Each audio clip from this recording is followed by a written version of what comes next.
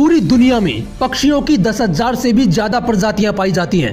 सभी के वही 2 पंजे, 2 पंख और एक गर्दन होती है। लेकिन इन्हीं में से एक ऐसा पक्षी है जिसकी एक अलग ही पहचान है, जो आसमान का सीना चीर के हजारों मीटर ऊपर 120 किलोमीटर प्रति घंटे की रफ्तार से उड़ता है, जो खुद से कई गुना वजन के शिकार को भी अपने पंजों में दबोच कर उड़ जाता है। और इसीलिए उसे पक्षियों का राजा कहा जाता है, जिसे हम बाज के नाम से जानते हैं।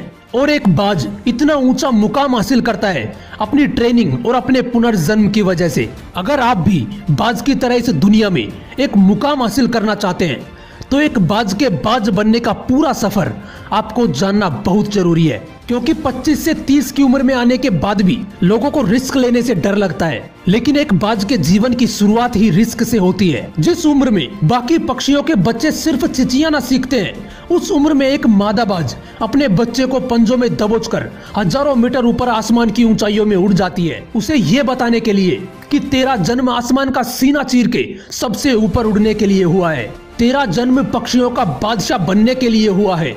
जमीन से हजारों मीटर ऊपर ले जाकर मादा बाज उसे अपने पंजों से छोड़ देती है, और यहीं से शुरू होती है उसकी हाई रिस्क ट्रेनिंग। वो चूजा जमीन की तरफ तेजी से गिरने लगता है।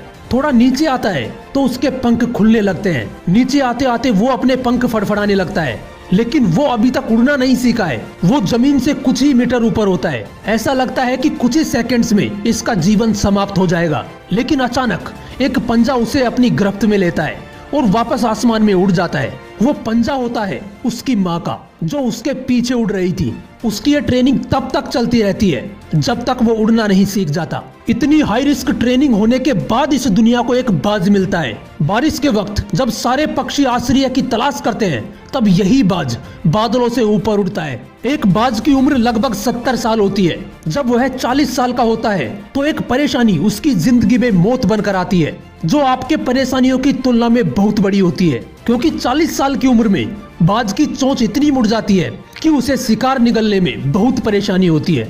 उसके पंख भारी हो जाते हैं, छाती से चिपकने लगते हैं, जिससे उड़ना बहुत मुश्किल हो जाता है। उसके पंजे लंबे और लचीले हो जाते हैं, जिससे वो शिकार को सही से नहीं पकड़ पाता। अब उस बाज के पास सिर्फ 3 रास्ते होते हैं। पहला, वो अपना शरीर त्याग सकता है।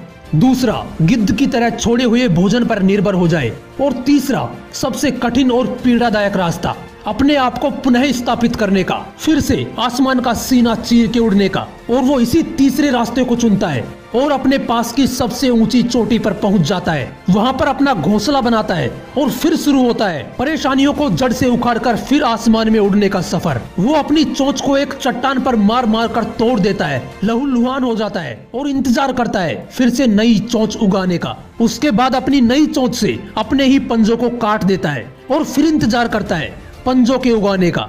उसके बाद वो अपने एक एक पंख को अपने शरीर से अलग करता है और फिर इंतजार करता है नए पंख उगाने का। और इस प्रक्रिया में उसे समय लगता है पूरे 5 महीने का। इन 5 महीनों की कड़ी तपस्या से एक बाज का पुनर्जन्म होता है। वो फिर से तैयार हो जाता है आसमान का सीना चीर के उड़ने के लिए। जो 3 रास्ते बाज के पास थे, वही 3 रास्ते आपके पास भी होते हैं। लेकिन कुछ लोग पहले रास्ते को चुनते हैं और परेशानियों के बोझ तले दबकर सुसाइड कर लेते हैं। ज्यादातर लोग दूसरे रास्ते को चुनते हैं। वो परेशानियों का बोझ पड़ते ही अपने लक्ष्य को छोड़कर एक नॉर्मल लाइफ जीने लगते हैं। और कुछ वो लोग भी होते हैं जो इन परेशानियों को लात मारकर अपनी मेहनत के दम पर बाज की तरह आसमान की बुलंदियों को छूते हैं। दोस्तों, बाज की ये ट्रेनिंग हमें एक बहुत बड़ी सीख देती है कि अगर रिस्क लेना पड़े तो लो, लेकिन अपने फील्ड में अपने आप को इतना ट्रेन कर लो कि उस फील्ड में आपसे ऊपर उड़ने के बारे में सोचकर ही लोगों के पसीने छूट जाएं। तभी आप अपने फील्ड के बादशाह कहलाओगे। Sachin Tendulkar, MS Dhoni, Cristiano Ronaldo ऐसे ही नहीं बन गए। इन्होंने सबसे पहले ट्रेन किया अपने आप को, फिर इतनी ज्यादा मेहनत करी कि इन्होंने अपने फील्ड में सबकी फाड़ के रख दी। इसलिए एक बाज की तरह बनो। जय हिंद, वंदे मातरम।